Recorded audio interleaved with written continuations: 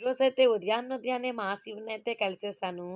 శివుడిని కలవడం ఏంటి అనుకుంటున్నారా? అదేనండి బాబు. ఈరోజైతే మండే కదా!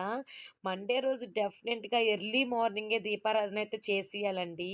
నిజానికి మీ అందరికీ తెలిసే ఉంటుంది నా వీడియోస్ ఫాలో అయ్యే వాళ్ళకి.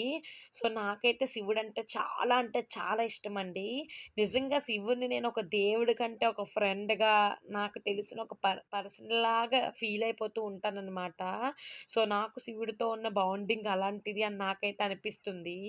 డెఫినెట్‌గా మండే రోజు ఉదయాన్నే ఎర్లీ మార్నింగే పూజ చేయకపోతే నాకసలు ఆ రోజు మనశ్శాంతే ఉండదు.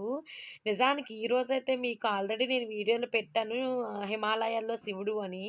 నిజానికి మా శివుడు మంచులో ఉన్నట్టుగా ఆ పొగలో ఎలా అయితే ఉంటాడో మీకైతే చూపిద్దామని చెప్పేసి ఈ వీడియో అయితే తీశానండి.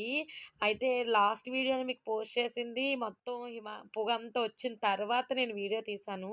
కానీ ఈరోజైతే అసలు పొగ ఎలా వస్తుందో చూపిద్దామని ఈ వీడియో అయితే తీశాను. చూసేయండి.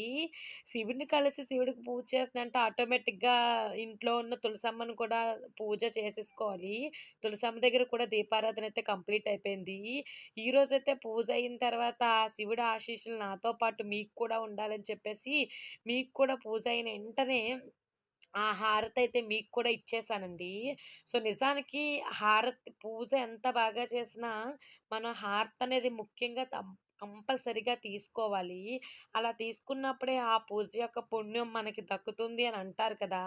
సో, అలాగే నా వీడియో చూసిన ప్రతి ఒక్కళ్ళకి కూడా పుణ్యం రావాలని చెప్పేసి హారతి మీకు కూడా ఇచ్చేసాను.